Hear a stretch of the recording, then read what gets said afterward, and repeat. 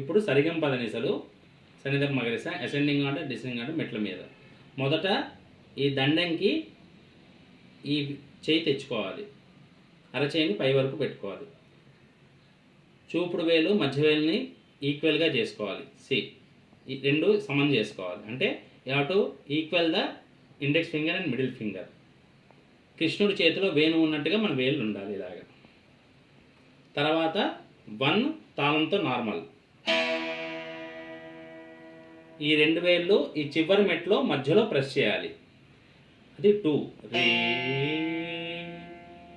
2 మెట్లు వదిలేస్తే తర్వాత మెట్టు గా. పక్క మెట్టే మా. ఒక మెట్టు వదిలేస్తే పా. పక్క మెట్టే ద. 2 మెట్లు వదిలేస్తే నీ. పక్క మెట్టే సా. మళ్ళీ చూడండి. ఫస్ట్ నెంబర్ 1 తాళం. సాకి గాల్లో ఉంటే చాలు. సా. 2 వేళ్ళు ఈక్వల్ చేసి ఈ చివరి మెట్టు 2 ఇత్తడి మెట్ల మధ్యలో ఆ గ్రూలో నొక్కాలి. రీ. 2 మెట్లు వదిలేస్తే మూడోది గా. ఇక్కడ చూపుడు వేలు వాయించాలి.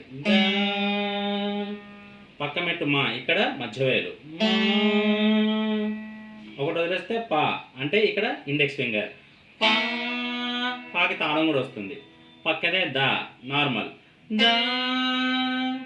2 మెట్లు వదిలేస్తే నీ తాళం ఇండెక్స్ ఫింగర్.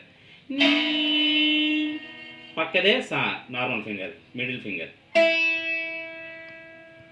అలాగే రిటర్న్ కూడా ఇక్కడ స్టార్ట్ అవుతుంది. మళ్ళీ సా తాళం నీ.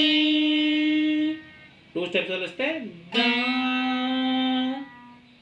పా మా గా రే సా. మళ్ళీ సా రే.